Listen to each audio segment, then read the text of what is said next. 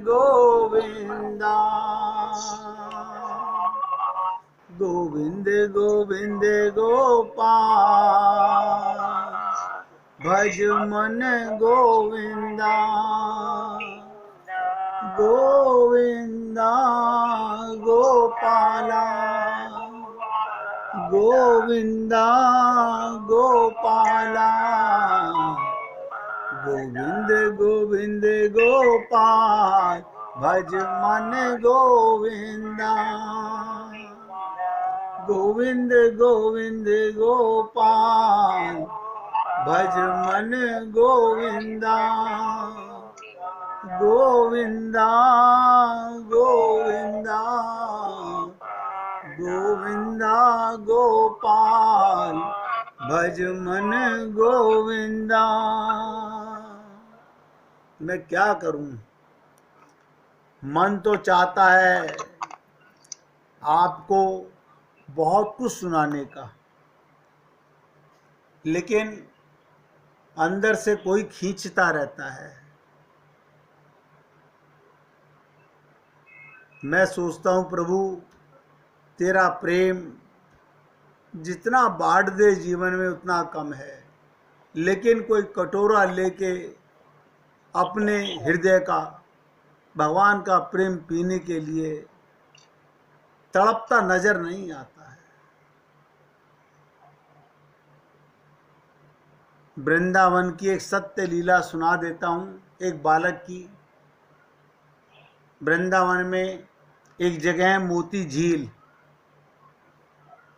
वहाँ एक वैष्णव परिवार रहता था। 15-16 वर्ष का किशोर 10वीं की परीक्षा देने के बाद अपने नाना नानी के यहाँ छुट्टियाँ बिताने आया। वृंदावन में नाना नानी रहते थे। वृंदावन वो पहली बार आया था और वृंदावन की महिमा उसने अपने नाना जी से हमेशा ही सुनी हुई थी। कोई बाहर से आता तो सबसे पहले बिहारी जी के दर्शन करने के कहते, और कहते बेटा यहाँ तो जो करे सो बिहारी जी करे। जाए के सबसे पहले बिहारी जी के दर्शन करके आओ। जो कुछ है तो एक ही बात बोलता बिहारी जी हैं। अब वो बच्चा 1.5 महीने की छुट्टियां आया था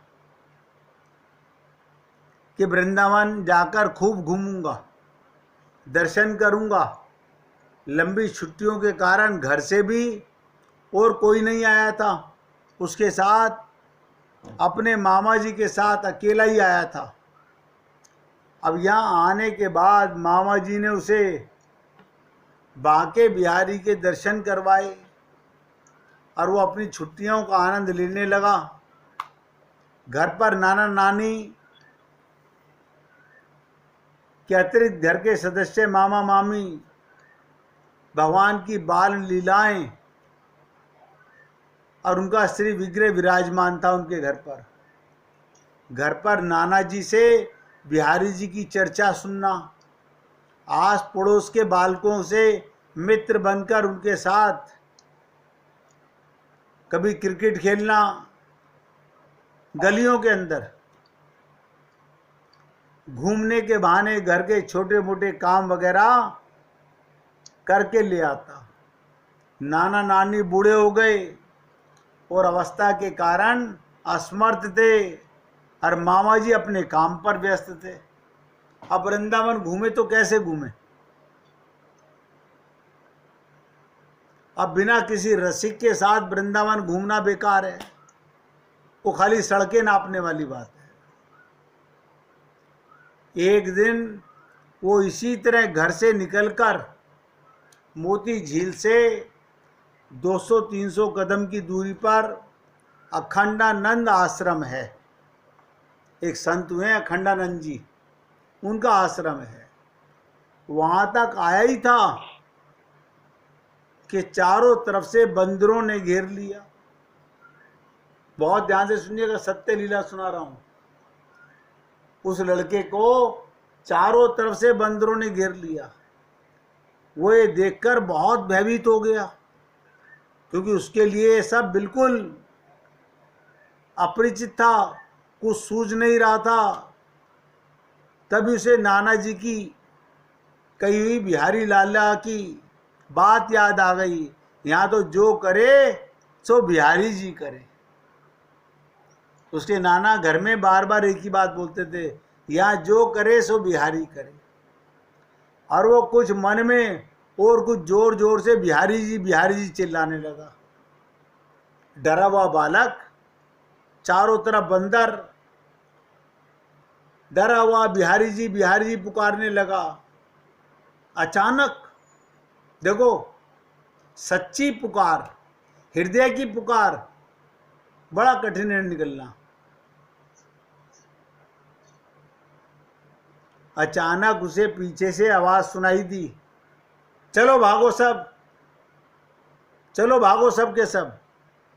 उसने पीछे मुड़कर देखा, उससे तनिक छोटा 10-12 साल का बच्चा, एक ब्रिजवासी बालक हाथ में लकड़ी लिए सामने आ गया और बोला, डर मत, अब मैं आ गया हूं, डर मत, अब मैं आ गया हूं। बताइए, वो 15-16 वर्ष का, उसको बंदरों ने घेर लिया। 10-12 वर्ष का बच्चा पीछे से बंदरों को भगा के कह रहा है, डर मत, मैं आ गया हूं। और क्षण भर में सारे बंदर भाग गए।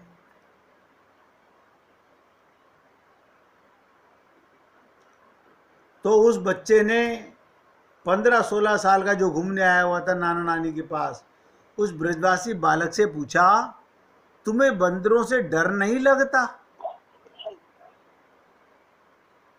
तो हंसकर बोला, नाय नाय, मुझे डर नाय लगे। ब्रजवासी बालक ने पूछा, तुम कौन हो? बोला, मैं तो वृंदावन घूमने आया हूं, लेकिन कैसे घूमूं? नाना नानी बूढ़े, मामा काम पे चले जाते हैं। अब वो बालक मित्र बन गए। उस दिन वृंदावन के कई मंदिरों के दर्शन करवाने के बाद उस बालक ने अपने पास से चाट पकौड़ी भी खिलाई। हर तरह से उसका ध्यान रखना, और फिर दूसरे दिन मिलने का समय निश्चित कर दोनों वापस हो लिए। अगले दिन फिर वो वहां पहुंचे तो बालक को हाथ में छड़ी लिए हुए हंसते हुए प्रतीक्षा करते पाया। उसके पास पहुंचते ही बोला, मैं भी तुम्हारी प्रतीक्षा कर रहा था, इंतजार कर रहा था। और फिर वही आनंद से भरे दोनों वृंदावन मंदिरों में दर्शन करते करते घूमते रहे, और जो भी खाने पीने का मन हुआ खा पी लिया करते।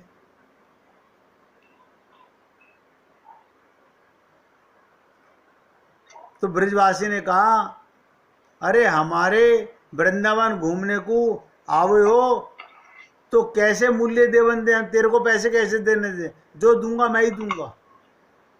इसी तरह 4-5 दिन बीत गए और लगभग वृंदावन के मुख्य मके सभी मंदिरों में घुमा दिया।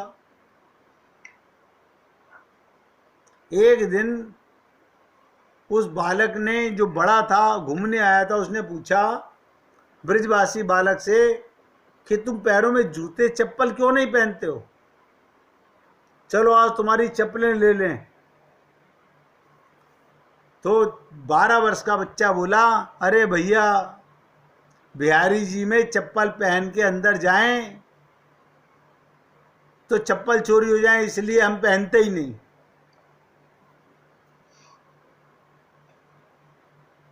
चार 5 दिन तक नाना नानी से, मामा से, किसी से उस बालक की चर्चा नहीं की। उसे बताने का ध्यान भी नहीं आया। उसे तो बस एक दिन बीतने के बाद दूसरे दिन की प्रतीक्षा, कल फिर मेरा यार मिलेगा। घर पर मन ना लगने के कारण मित्र मंडली के साथ क्रिकेट विकेट खेलना ही बंद कर दिया। उस बालक के साथ घूमने का मन करे।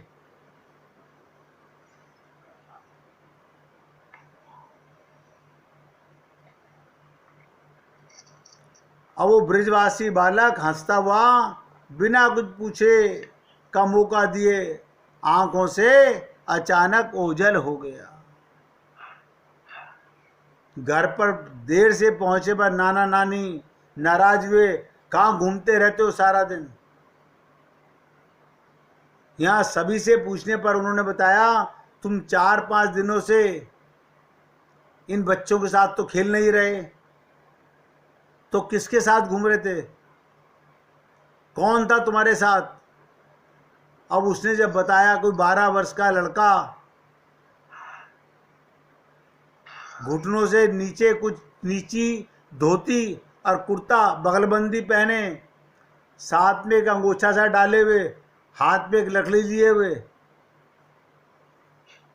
मुझ पर तो उसने बहुत पैसे खर्च किए, लेकिन पैसे होते हुए भी अपने लिए चप्पल नहीं ली, पता नहीं क्यों। नाना नानी को बता रहा था। उसके नाना जी ने उससे कहा, कल उसे घर बुलाकर लाना और उसके पैसे देना। दूसरे दिन वो उस स्थान पर गया, लेकिन उसे वो बालक नहीं मिला। बहुत ढूंढने पर भी कहीं नहीं दिखा, जबकि उसने पूछने पर बताया था, मैं यहीं पर तो रहता हूँ, लेकिन हर जगह हर गली में ढूंढने पर भी वो कहीं नजर नहीं आया। वो बच्चा अपनी कथा में लिखता है कि अम्बी में जब कभी वृंदावन घूमने आता हूँ तो उसकी निगाहें हर जगह, मेरी आंखें उसी को ढूंढती रहती हैं। मैं मंदिरों में जाता हूँ, मुझे कुछ नज़र नहीं आता। मैं तो उस अपने यार को, जिसने मुझे वृंदावन घुमाया, उसी को देखता रहता हूँ।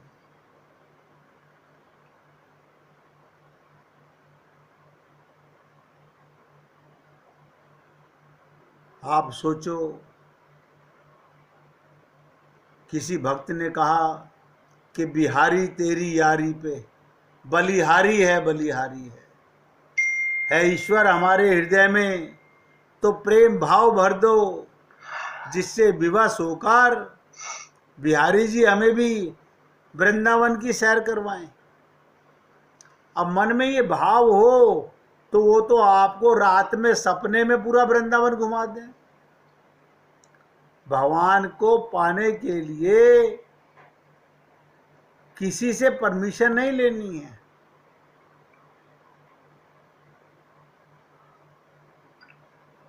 भगवान का तो प्रेम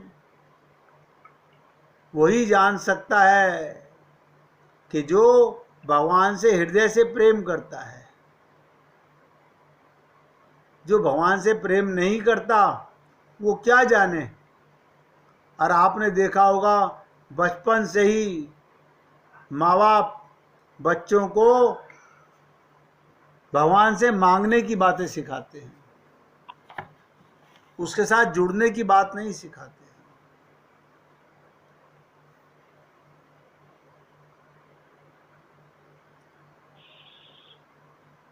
बहुत मन होता है कि आपको भगवान की विचित्र लीलाएं सुनाऊं, वो मर्मज्ञ बताऊं, लेकिन जब तक आत्मज्ञान नहीं, आत्मा का मन रमण नहीं करेगा भगवान के प्रेम में, बुद्धि लगा करके ये लीलाएं सुनने का कोई फायदा नहीं है।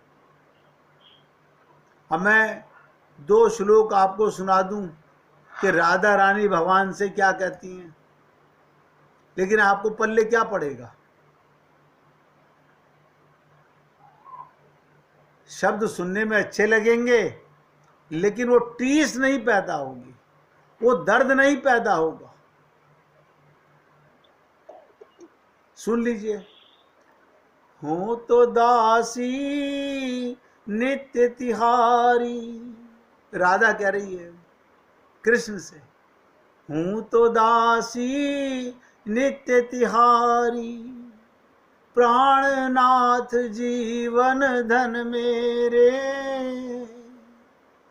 हूँ तो दासी नित्य तिहारी, प्राणनाथ जी वन धन मेरे हो तुम पे बलिहारी। क्या मतलब, हे मेरे प्राणनाथ, मैं तो तुम्हारी नित्य दासी सदा की चेरी हूं। तुम मेरे प्राणों के स्वामी तथा जीवन सर्वस्व हो। मैं तुम पर बलिहारी न्योछावर हूं। आप बताओ, आप और हम भगवान पर उसकी दी हुई चीजें लुटाते हैं, खुद को नहीं लुटाते। आराधा कह रही है, मैं तो तुम पर बलिहारी हूं, न्योछावर हूं। और कैसे न्योछावर हूं? कैसा भाव है, चाहे तुम अति प्रेम करो, चाहे तुम अति प्रेम करो, तन मन सो मोही अपनाओ। चाहे तुम अति प्रेम करो, तन मन सो मोही अपनाओ। चाहे द्रोह करो त्रासो, दुख दे ही मोही छिटकाओ। कमाल है। चाहे तुम मुझसे अत्यंत प्रेम करो, शरीर और मन से मुझको अंगीकार करो, अथवा द्रोह करो, त्रासो, दुख देकर मुझको छोड़ छिटका दो, लेकिन हूं तो दासी नित्य तिहारी। प्राणनाथ जीवन धन मेरे हो तो तुम पे बलिहारी, हो तो तुम पे बलिहारी। आज भैया मैं अपने शब्दों को यहीं पर विराम दे रहा हूं। अभी बहुत कुछ है प्रभु प्रेम की। अभी तो एक पैड़ी में भी हमने पैर नहीं रखा है, अभी तो पैर भीगे भी नहीं है, अभी तो पूरा डूब जाना है। अगर उतरने के लिए तैयार हो, भगवान को पाने के लिए, संसार को भूलने के लिए, तो मैं अपनी राधा रानी को दुखी करूं कि मुझे वो प्रेम दीक्षा दो, वो प्रेम भाव दो, वो शब्द दो, मैं भक्तों पर लुटाऊं। और अगर नहीं हो तो मैं श्री गणेश करूं, कुछ और चर्चा करूंगा, फिर ये प्रेम की चर्चा नहीं करूंगा। आप किसी को अगर कुछ भजन सुनाना हो तो सुनाइए, नहीं सुनाना तो राजकुमार जी से गीता के श्लोक सुन लीजिए। मेरा गला जरा जवाब दे रहा है, मैं विराम कर रहा हूं। सुनाइए भैया कोई।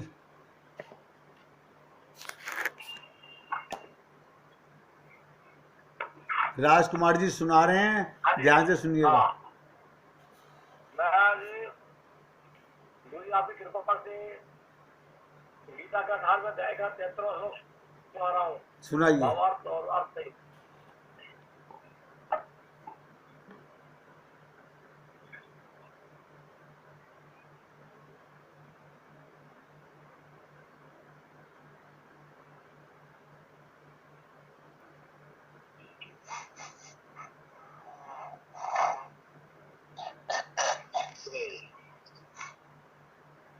नष्टो मोह तमति लब्धा तमत्प्रसादा सादान व्याच्युत चिरतो अस्मि गतसंदेह करिष्ये वचन तव।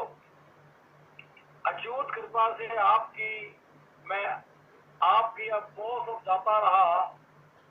अच्युत कृपा आपसे कृपा से आपकी अब मोह सब जाता रहा। संशय रहित हूँ, सुधी मुझे आई, करूँगा हरि कहा। बहुत सुंदर, बहुत सुंदर।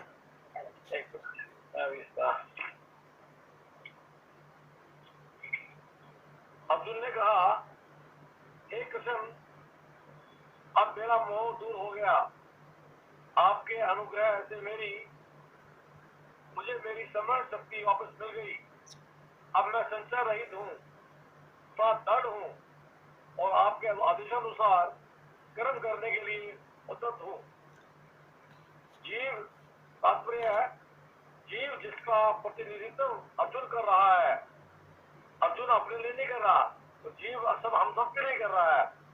उसका स्वरूप यह है कि वह परमेश्वर के आदेशानुसार कर्म करे। वह आत्मानुशासन संयम के लिए बना है। जीव संयम के लिए बना है। श्री चैतन्य महाप्रभु का कहना है कि जीव का स्वरूप परमेश्वर के नित्य दास के रूप में है। इस नियम को भूल जाने के कारण जीव प्रकृति द्वारा मुक्त हो जाता है, लेकिन परमेश्वर की सेवा करने से वह ईश्वर का मुक्त दास बनता है। जीव का स्वरूप सेवक के रूप में है। उसे माया या परमेश्वर में से किसी एक की सेवा करनी होती है। यदि वह परमेश्वर की सेवा करता है तो वह अपनी सामान्य स्थिति में रहता है, लेकिन वह ब्रह्म शक्ति माया की सेवा करना पसंद करता है तो वह निश्चित रूप से बंधन में पड़ जाता है। इस भौतिक जगत में जीव मोहवश सेवा कर रहा है। वह काम का इच्छाओं से बधा हुआ है, फिर भी वह अपने को जगत का स्वामी मानता है। यही मोह का कहलाता है।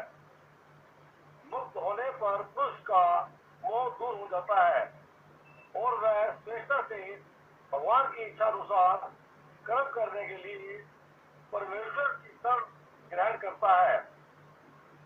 जीव को बांटने का माया का अंतिम पास यह धारणा है कि वह ईश्वर है। जीव को बांटने का माया का अंतिम पास यह धारणा है कि वह ईश्वर है। जीव सोचता है कि अब वह खुद जीव नहीं रहा, अब तो वह ईश्वर है। वह इतना मूर्ख होता है कि वह यह नहीं सोच पाता कि यदि वह ईश्वर होता तो इतना संशयग्रस्त क्यों रहता। वह इस पर विचार नहीं करता। इसलिए यही माया का अंतिम पास होता है।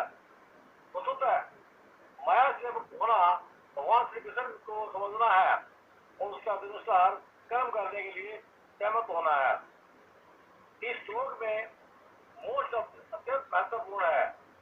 मोह ज्ञान का विरोधी होता है। वास्तविक ज्ञान तो यह समझना है कि प्रत्येक जीव भगवान का शाश्वत सेवक है, लेकिन जीव अपने को इस स्थिति में न समझकर सोचता है कि वह सेवक नहीं तो इस जगत का स्वामी है, क्योंकि वह प्रकृति पर प्रभुत्व पाना चाहता है। यह मोह भगवत कृपा से या शुद्ध भक्ति की कृपा से जीता जा सकता है। इस मोह के दूर करने पर मनुष्य कृष्ण भावनामृत में कर्म करने के लिए राजी हो जाता है। वो भगवान श्री कृष्ण भगवान की जय। बहुत सुंदर। राधे राधे। राधे राधे भैया। बोलिए वृंदावन बिहारी लाल की जय। जय श्री राधे, जय जय श्री राधे। बोलिए लाल जी का मंगल हो, सभी भक्तों का मंगल हो। सबको राधे राधे जी, सबको राधे राधे जी। राधे राधे।